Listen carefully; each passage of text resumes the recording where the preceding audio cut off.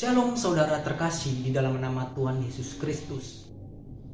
Banyak hal yang terjadi di akhir-akhir sekarang ini. Salah satunya termasuk yaitu virus corona. Di mana virus corona begitu membuat dampak yang teramat sangat bagi masyarakat. Nah, begitu banyak dari kita yang mengalami depresi. Begitu banyak dari kita yang mengalami ketakutan. Nah, karena apa? Banyak dari mereka yang di PHK dari pekerjaannya. Nah, mereka bingung dengan bagaimana mereka bisa makan, bagaimana anak-anaknya bersekolah. Begitu banyak orang-orang yang depresi saat ini dalam menghadapi corona. Terlebih mereka tidak boleh keluar rumah. Nah, sedangkan di satu sisi mereka berpikir bagaimana mereka bisa makan kalau bukan keluar rumah untuk bisa bekerja. Nah, hal-hal seperti inilah yang mungkin membuat orang menjadi berkata untuk berputus asa dan menyerah terhadap situasi. Nah, sebagai orang beriman, saya mengingatkan saudara-saudari, Bapak Ibu yang terkasih dalam nama Tuhan Yesus Kristus, supaya kita harus percaya bahwa di dalam kitab Filipi 4 ayat 13 dikatakan bahwa segala perkara dapat kutanggung di dalam Dia yang memberi kekuatan kepadaku. Nah, artinya apa? Artinya ialah bahwa Tuhan adalah sumber kekuatan kita. Di masa pandemik ini Tuhan adalah penolong kita dan juga menjadi tempat berlindung kita di dalam menghadapi situasi sekarang ini. Nah, khawatir memang merupakan hal yang biasa dan manusiawi.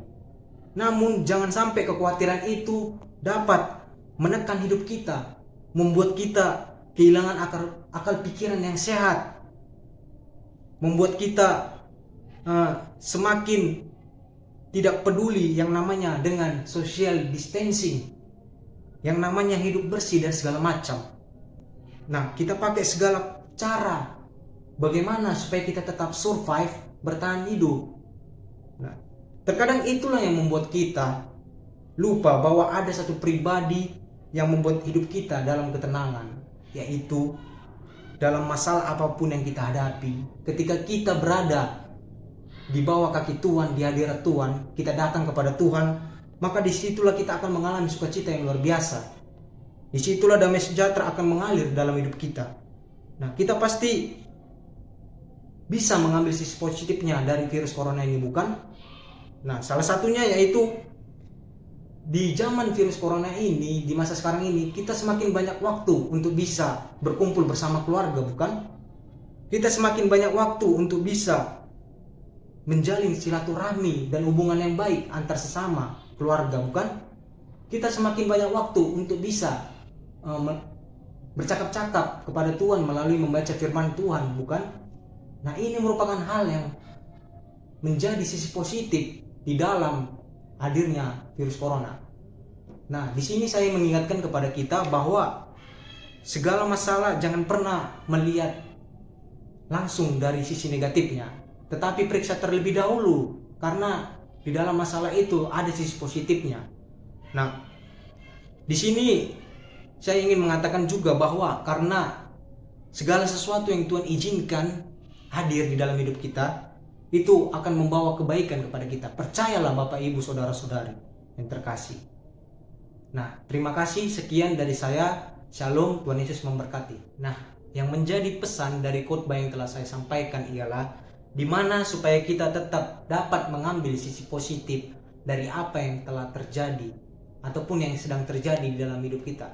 Seperti yang telah saya sampaikan tadi, virus corona. Kita jangan langsung mengambil sisi negatifnya, tetapi periksa terlebih dahulu, karena di situ pasti ada sisi positifnya dari hadirnya virus corona. Nah, di sini yang menjadi komunikan ataupun penerima pesan ini tertuju kepada setiap orang yang mengalami depresi dan ketakutan dalam menghadapi corona, terkhususnya kepada sesama kita Kristen.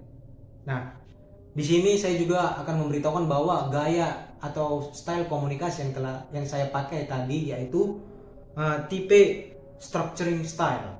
Nah, alasannya karena di sini saya memberikan imbauan ataupun perintah di dalam khotbah saya supaya dapat mengambil sisi positif dari corona tersebut dan tidak hanya dan jangan melihat sisi negatifnya. Terima kasih, sekian dari saya.